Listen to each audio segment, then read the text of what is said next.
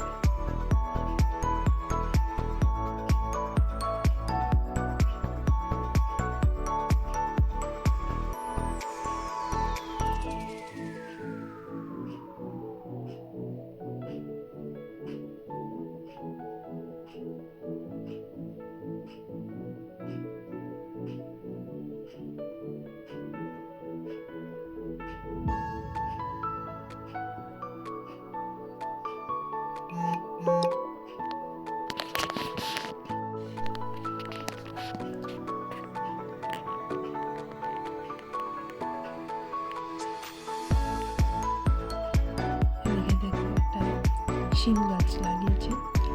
গাছটা অনেকটা জায়গা জুড়ে হয়েছে, কিন্তু গাছে সেরকম ফুল আসেনি, হালকা হালকা এসেছে। গাছটা দেখে মনে হয়েছিল কত না কি ফুল আসবে, কিন্তু সেরকম হয়নি।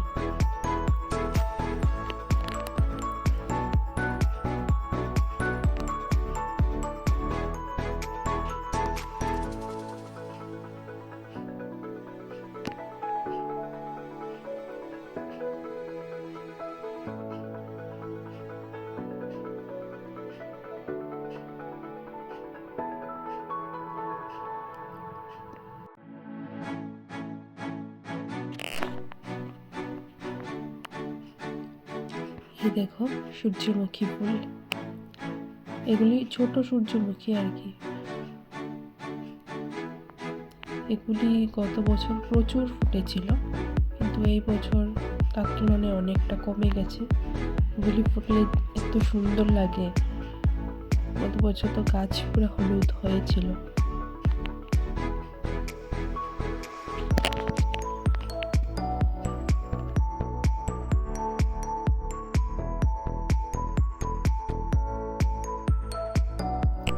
চলো এখন চলে যাচ্ছি ঘরে, তারপর রান্না বান্না শুরু করবো আর কি।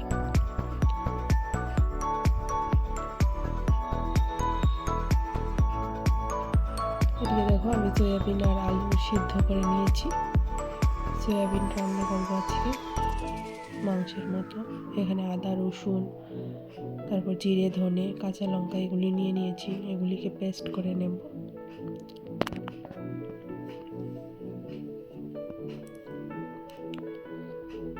আর এদিকে সয়াবিনগুলির থেকে জলটা ছাড়িয়ে নিচ্ছি ভালো করে।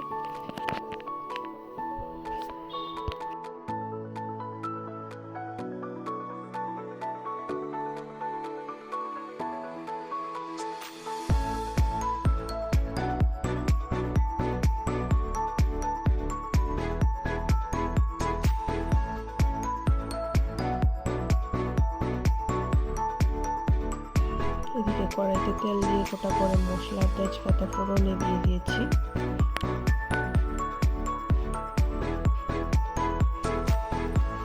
এখন পেঁয়াজগুলিকে দিয়ে দিয়েছি। তারপর পেঁয়াজগুলিকে হালকা একটু নাড়াচাড়া করে এখানে একটুখানি রসুন কুচি দিয়ে দেব।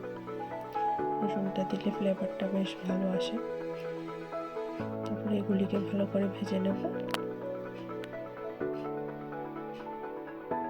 দেখো মোটামুটি ভাজা হয়ে গেছে, এখন মশলাটাকে আমি দিয়ে দেব।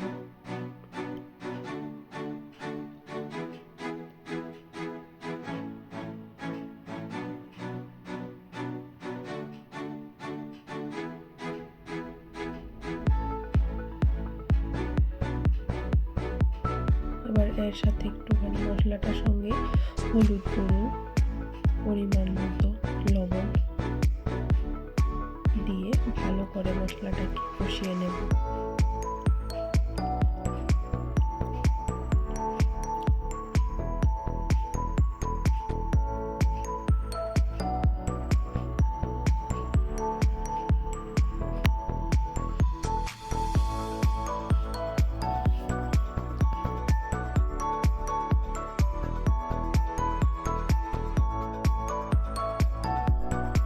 দেখো মশলাটা কষানো হয়ে গেছে, মশলা থেকে তেলও ছেড়ে দিয়েছি। এবার ওই সেদ্ধ করে রাখা সয়াবিনগুলোকে আমি দিয়ে দেব, দিয়ে আর একটুখানি কষিয়ে নেব।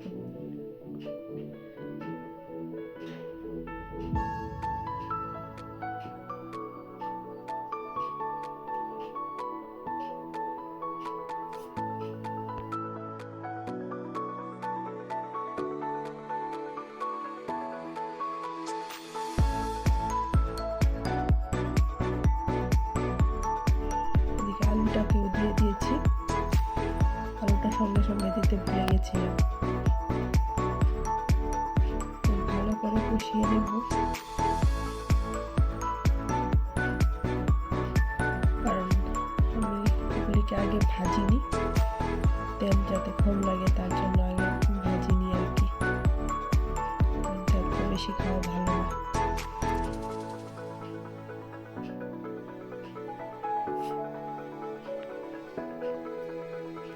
কষানো হয়ে গেছে, এবার ঝোল দিয়ে দিয়েছি।